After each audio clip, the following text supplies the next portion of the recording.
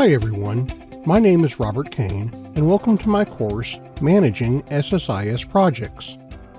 I am the owner of our Cain Training and Consulting, a book author and content creator for Pluralsight.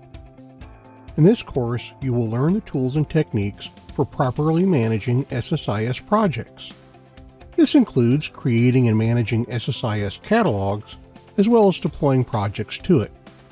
You'll also learn how to use package environments to manage project needs. In addition, you will learn techniques such as package templates and package parts to speed SSIS development. You'll also learn how logging works and how to execute packages in parallel to speed package runtimes.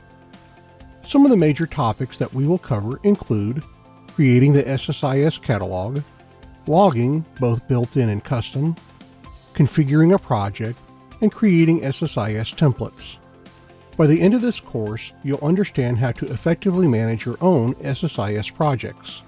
Before beginning this course, you should be familiar with SQL Server integration services, as well as SQL Server databases. I hope you'll join me on this journey to learn how to manage your SSIS projects with the course Managing SSIS Projects at Pluralsight.